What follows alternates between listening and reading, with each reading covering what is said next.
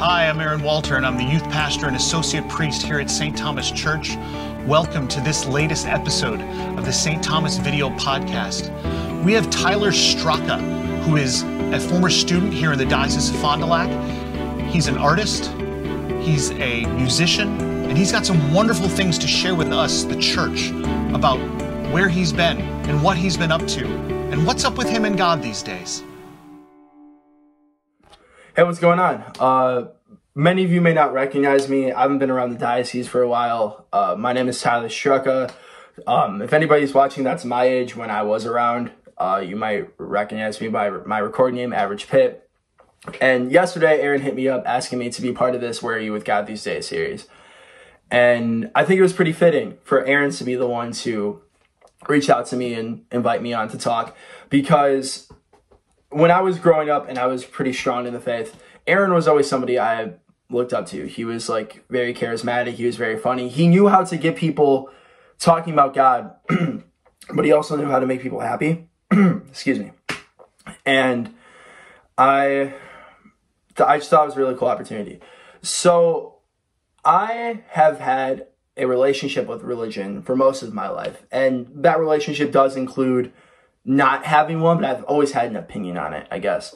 I started out at age 5 at a Lutheran church that my cousins went to, and I did the Wednesday night Awanas. I did the vacation Bible school. We did the church every Sunday. And I did that there until I was like age 10. And then I switched to a church down the street from me called St. Michael's, which is an Episcopalian church. And I was there for most of my formative years in religion. And that's where I was a torchbearer, I was a crucifer, I was baptized and confirmed there. I made some of my closest friends there that were friends with me for a really long time. And that's where I got the opportunity to go to Happening. And that's where I got the opportunity to go to Camp Lakota. And those are some of my favorite memories of my time being in the faith. But nowadays, I consider myself atheist. And when I told people that knew me as a Christian, or I told members of my family that were really Christian that, obviously, threw them a little bit through a loop, they're like, well, what happened? And I think I kind of realized that I don't know how much I ever actually believed. And that's bad, but I know that sounds bad. But I feel like there was a lot going on behind the scenes when I was younger that played into me being an atheist or not having a relationship with God that I didn't recognize until later, reflecting on my life. I was baptized at the age of 12. I feel like this was a time period in my life when I was most a believer. I actually brought my Bible to school for a while.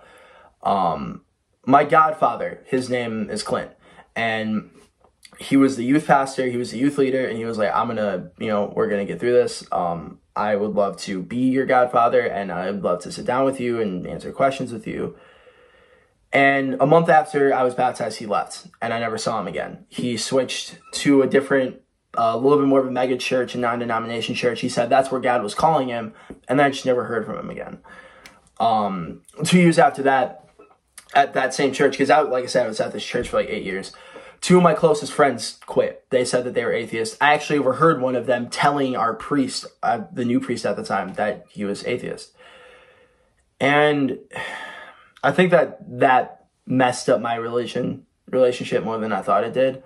And the weird thing about it all is that even though I consider myself atheist these days, there are certain things about religion that still excite me, I guess. I think aesthetically a lot of the stuff that goes on in the sanctuary is really cool. All of the priest outfits and the stained glass and stuff, and how churches look on the inside. A lot of that stuff still really draws me in. I also have a lot of nostalgia for a lot of the opportunities I had growing up, such as going to Camp Lakota.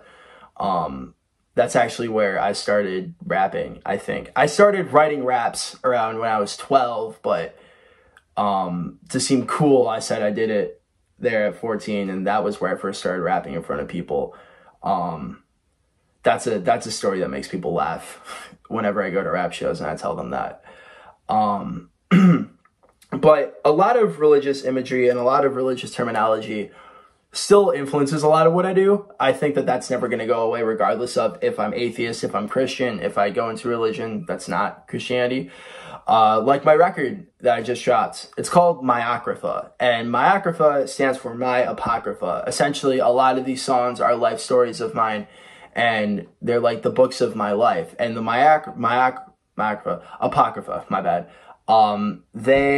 The Apocrypha is the books, you know, between the Catholic, New and Old Testament, by people whose stories were just left behind. And I always felt like these were my stories. These were my books. If I was to die right now, these were to be the things I left behind, my Apocrypha. And, you know, just put the word together.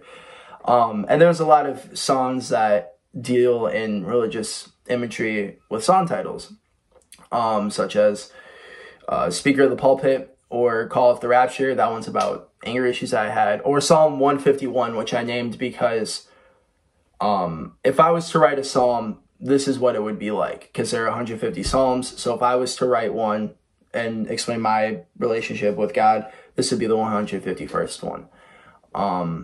And I feel like I'll always be connected to religion. I don't know how much I'll believe in God in the future, but there's a lot that religion has influenced within me as a teenager, as a younger kid, that I think is always going to stick with me. And I'm not opposed to believing in God again. I just kind of need a miracle. But yeah, I really appreciate Aaron reaching out to me. I really appreciate you guys listening, and I hope you guys have a fantastic day.